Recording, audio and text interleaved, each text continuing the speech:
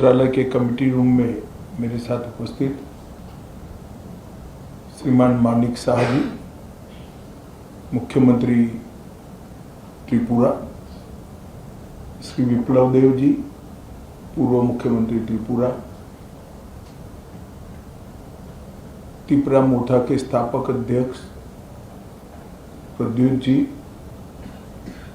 विपक्ष के नेता अनिमेश जी, त्रिपुरा से आए हुए मंत्रीगण और संगठन के सभी पदाधिकारीगण, विधायक, चेयरमैन TTADC और गृह मंत्रालय के सभी ऑफिसर्स।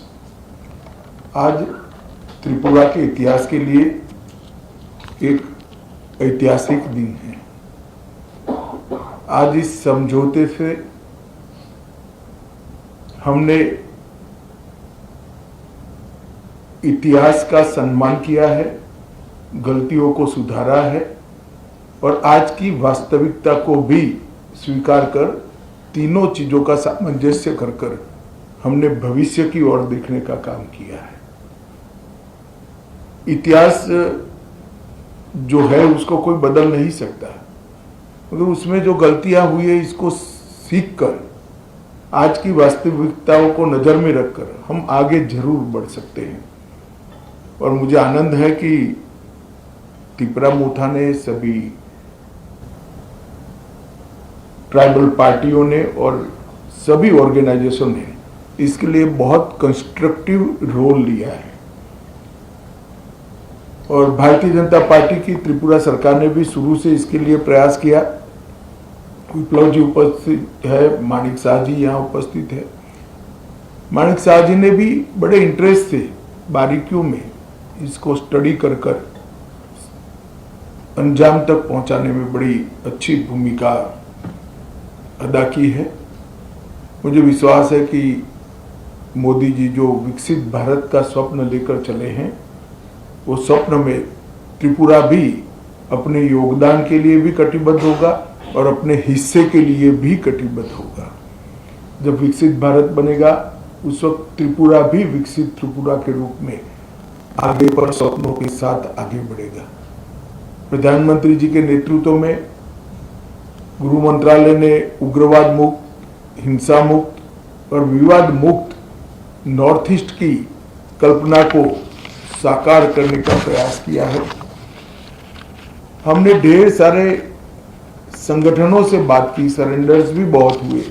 करीब करीब 10,000 लोग हथियार छोड़कर मेन स्ट्रीम में आए हैं और इसी के कारण आज नॉर्थ ईस्ट में विकास का एक माहौल बना है। ब्रू रियांग का समझौता हो या सीमाओं का समझौता हो, शुरुआत उसकी त्रिपुरा से ही हुई थी और ये टर्म में अब क्योंकि हम चुनाव में जा रहे हैं, अंतिम समझौता भी त्रिपुरा का हो रहा है।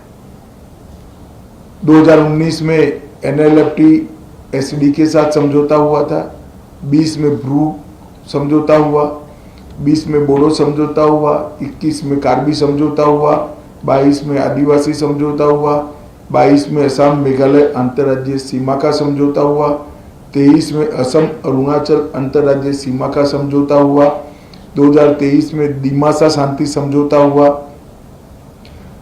2023 में UNLF का समझौता हुआ और 2023 में ही उल्फा का समझौता हुआ और अब ये समझौता हो रहा है। तो कुल मिलाकर 11 अलग अलग प्रकार के सीमाओं से जुड़े हुए, अपनी पहचान से जुड़े हुए, अपनी संस्कृति और भाषा के लेकर संघर्ष करने वाले सभी के साथ सामंजस्य पूर्वक बात कर हमने संघर्ष को समाप्त करने की दिशा में काम किया है।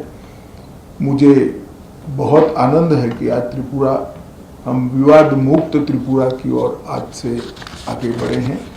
मैं प्रद्युत देव जी को बहुत बहुत धन्यवाद करना चाहता हूं।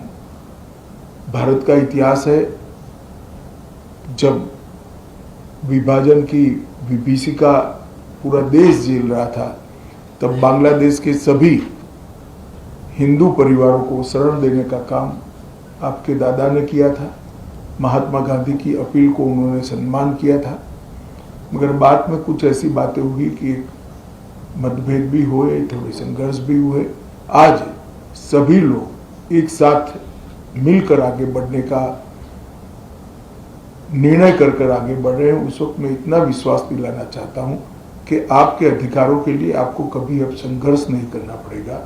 भारत सरकार 2 कदम आगे उठकर सभी के अधिकारों की रक्षा करे, अधिकार की रक्षा हो, इस प्रकार का तंत्र विकसित करेगी। मैं फिर से सभी स्टेक होल्डर्स का बहुत बहुत धन्यवाद करता हूं। मैं एक बात जरूर कहना चाहूँगा, हमारे संदीप पात्रा जी ने भी बहुत बारीकी से, और पॉलिटिकल कारणों से मैं बड़ा व्यस्त चल रहा था, फिर भी मेरा समय खींचकर छीनकर इसको अंजाम तक पहुंचा है, तो पात्रा साहब का भी मैं धन्यवाद करता हूं। और आईबी की ओर से हमारे जो नेगोशिएटर हैं और जिन्होंने समझौते को मूर्त रूप दिया है, इस सभी को धन्यवाद कर मेरी बात की समाप्ति करता हूं। सभी को बहुत बहुत शुभकामनाएं और धन्यवाद।